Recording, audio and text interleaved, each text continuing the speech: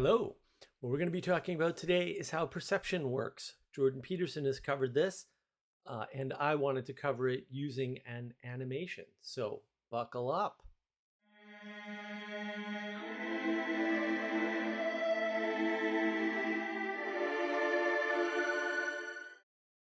So what I've done is I have taken three stories told by my good friend Ethan. So I stole all this from him. Don't tell him; he won't know. And I used AI because I'm playing around with AI, to help illustrate these three stories to you. And I thought the AI actually did a relatively good job. So, why am I using AI? What is this about perception? Right? Great questions. So, Jordan Peterson talks about uh, the world being made up of tools and obstacles, which is an upgrade from objects. However, it's still a very materialistic way of talking about the world. Tools and obstacles are generally thought of as material.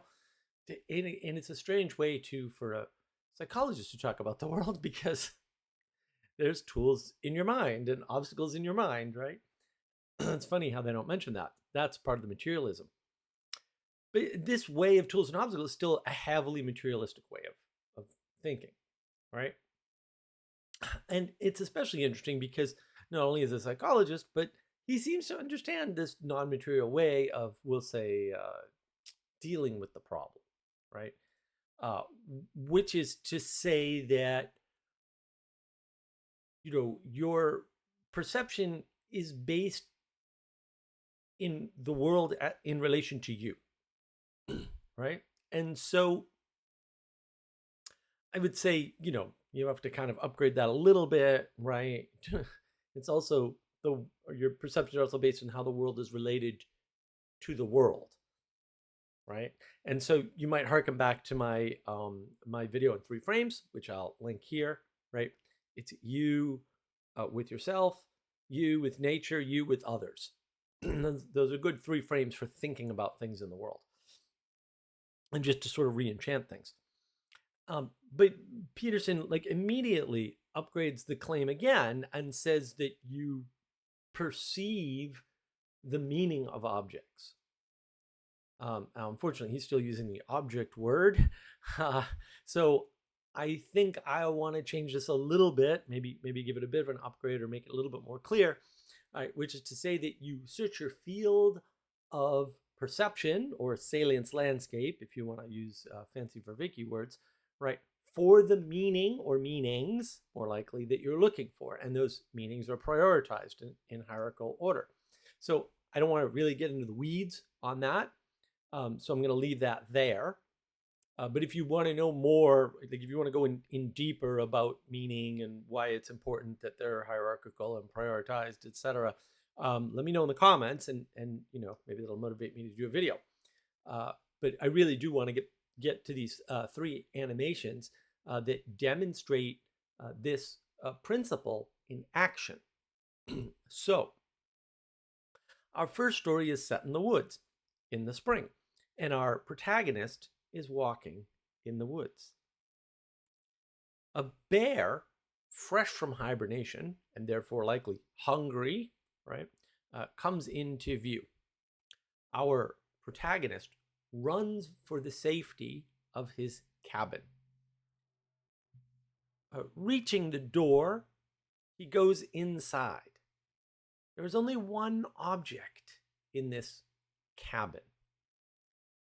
He uses this thing to prop closed the door.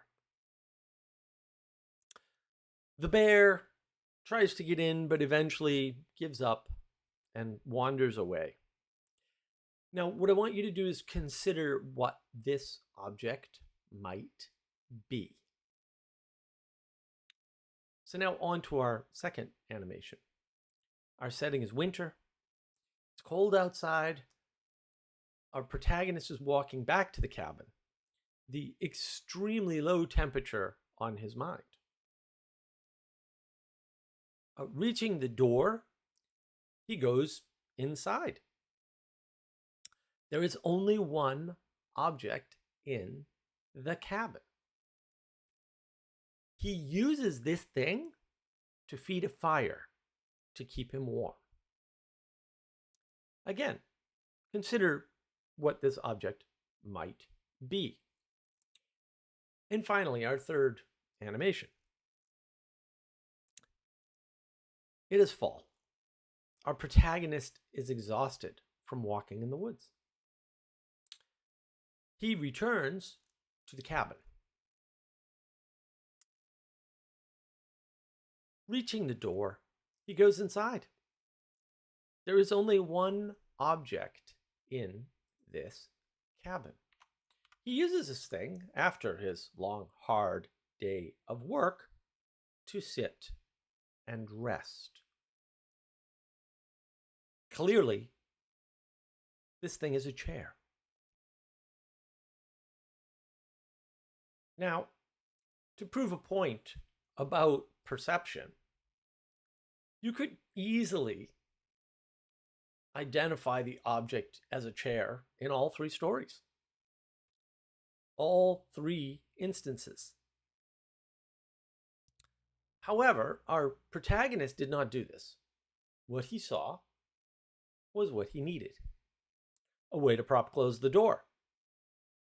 The most pressing or salient need at the moment. The most important thing on his mind.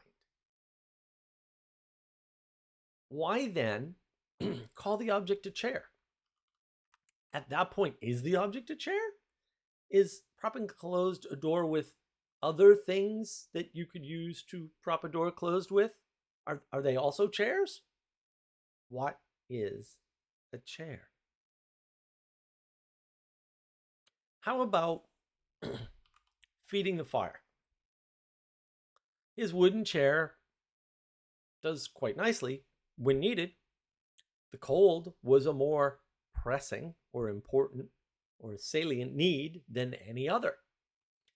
Then why call that object a chair if it's merely firewood? Is all firewood a chair? I'm not here to give you answers. I'm not here to show you how to, quote, resolve this, quote, problem. It's not a problem, and it can't be resolved, and it doesn't need to be resolved. You already resolve this every day. I'm here to show you how complex and perhaps wondrous the world is. How little we know about ourselves, about our behavior, of how we operate on the scale of, say, a single person. Or how little we know about how we operate, say, on the scale of a family, or a community, or a village, or a culture. Right. So,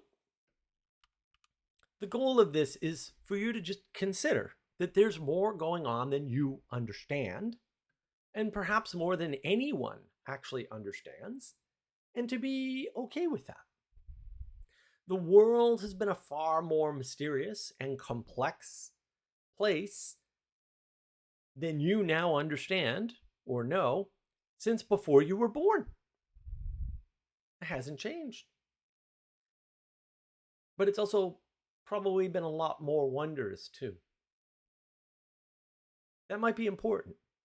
There might be a way to appreciate that, right? To gain the ability to feel awe and wonder at our ignorance of the world and of ourselves. And all of this might be important. And that's why I keep mentioning that I am very grateful for the one thing that you've given me, which is your time and attention.